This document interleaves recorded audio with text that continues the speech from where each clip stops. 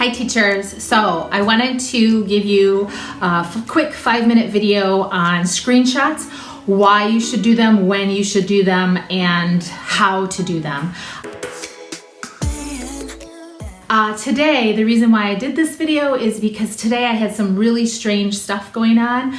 I was scheduled for a trial at the very end, the last class that I had, and while I was teaching my second to last class, it showed on my iPad that it had been canceled and it was marked a student no-show. This is very common. This happens with trials a lot where they will say this student, because it had a name on it, this student has no-showed, and then they will fill it with another trial. So first of all, beware, do not get trapped in that. So I finished my class, went into the next class, but I couldn't find another class. I went to my classroom schedule and it was already gray and already said finished. That has never happened to me before. Usually they at least have you come into the class and then try to shoot you around into another class, change your classes, and into another trial. This was the first time I had ever seen this. And so bing, bing, bing, bing, bing, alarm bells should be going off in your head. So I will show you what I did in order to kind of CYA, cover my booty, because I don't want a teacher no-show while I'm standing here thinking that the trial, because it said on my iPad, student no-show, but then they loaded another class in. I wanted to prove that not only was there not a classroom to enter, but there also had already been a finished and grayed out on my schedule. So let's go. All right, so you can see that in my booking calendar, it is 7:47 a.m. So I should technically be in that class, but it is already showing finished, right? So it's showing finished. And of course, none of my other ones have. So I want to make sure that they are not going to mark me for a teacher no-show. So here is how I do it. So this shows that I was just in this class with Apple, and the next one shows tomorrow. So it looks as if my trial was already finished and it wasn't replaced with another trial. So, Why I need screenshots? Easy. This is to cover yourself. Anytime that something goes weird, I screenshot. Screenshoot. I'm not really sure what the verb is in that. But what I will do, here are a couple of reasons why I do it. Because if you ever go back to your teacher classroom and watch your videos again, which I highly recommend that you watch a couple of your videos each month, but that's another video. But if you do that, you will notice that if your student was late and you didn't write anything in the chat box, it doesn't matter, because when your student gets there, they start the video from there. So your student could have been 10 minutes late and it looks like the video was only 15 minutes long. And the reason why they do that is not to try to screw with us, but it reduces bandwidth. So they're not going to want to save a video that is going to have like 450 megabytes of you just standing there, right? But your proof is gone. So if they say that it was a teacher no-show, or that you were late on the class, or you didn't finish the full time because a parent has complained or because someone has noticed it, well, you don't have any proof because they have cut all of that out.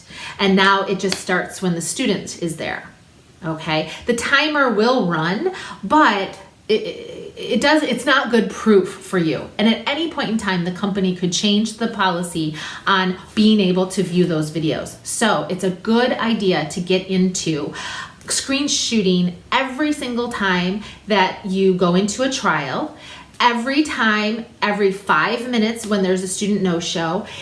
What I will do, and I will show you some examples, is I will say like no student at start of class, and I will screenshot it, screenshot it. Then 10 minutes, 11 minutes, 15 minutes. What happens if the student comes? Well, I want to cover myself that way too. So I will say student arrived at minute 17:15, right?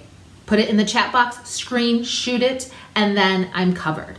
What happens if a student goes to the bathroom, says, oh, I'll be right back, and it's been minutes? Well, you didn't log anything. So as soon as a student leaves, goes to the bathroom, runs away, starts screaming at its mom, say, student went to the bathroom, minute blah, blah, student left the camera, blah, blah, blah, student arrived, back, blah, blah, blah, to cover yourself.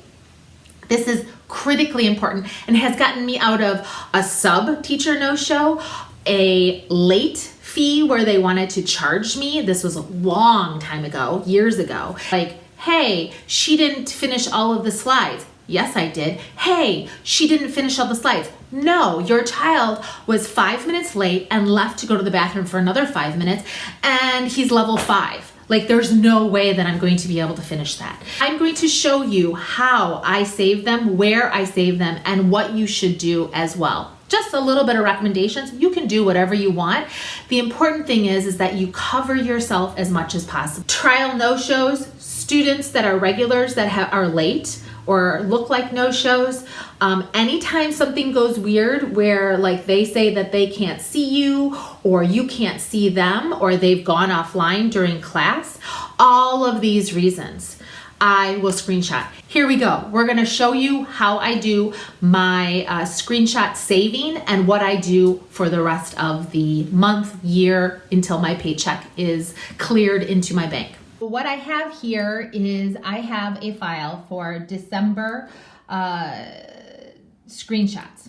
And if you notice on my computer, I have all of my folders on this side, and then I have my screenshots. Depending on how busy of a day is, for instance, if I am working an overnight Friday to Saturday night, I'm going to be teaching about 20 classes.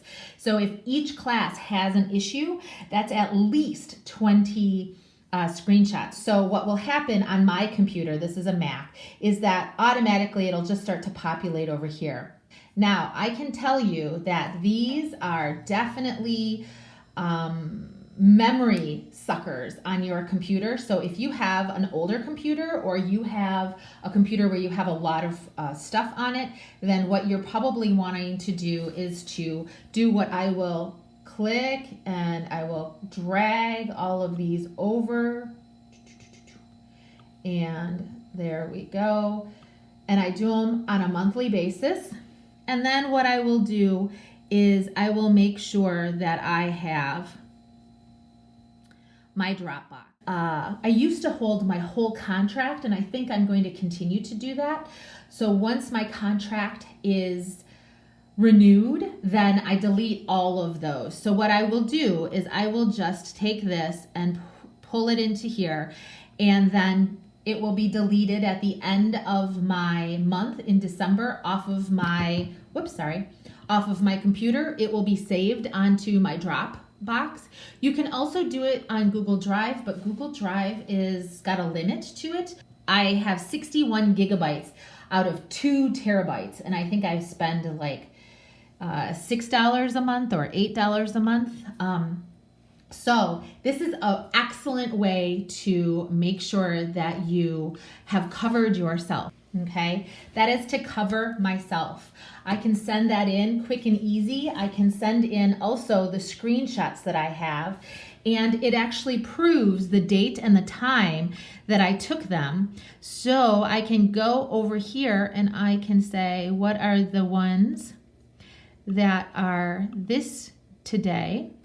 And I can look at them. So I have a screenshot there. Let me focus in a little bit. There we go. I have a screenshot there of this one.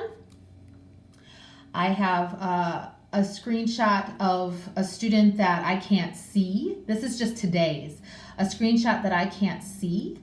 I have a screenshot where it was just very, very blurry, and so I had to refresh the class, and he was late. So notice that it will say, let me click on that because it's important to know what I actually say. No student at start, and then I screenshot it.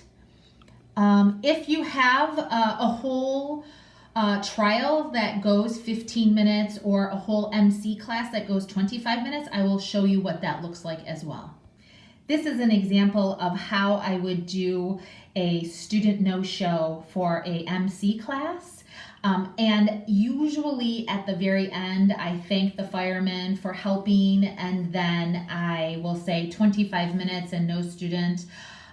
Please mark this as a student no-show. Thank you so much. I appreciate it. I will usually keep my window open and visible at about minute 15, just in case. But usually I will cover it with my welcome sign and then uncover it when I do my screenshots. Another piece of lovely information, make sure that every time that you take a screenshot, that your ping, that green number in the upper right-hand corner, is in the green. If you have problems and they're your problems, try to pick a screenshot that does not have you in the orange or the red. Here, I also screenshot when any kind of conversation happens between the fireman and I. It's really important to be able to have that, partly because you are able to have the number of the fireman. So if you have that information, then you can also cover yourself when you send a ticket. So say that when the fireman is changing and switching my classroom, I also take a screenshot. I go back, and if the chat box is empty because we're in an old classroom or in a different classroom, I will say fireman switched lines at minute blah blah blah, enter. No student present at minute blah blah blah, enter, screenshot.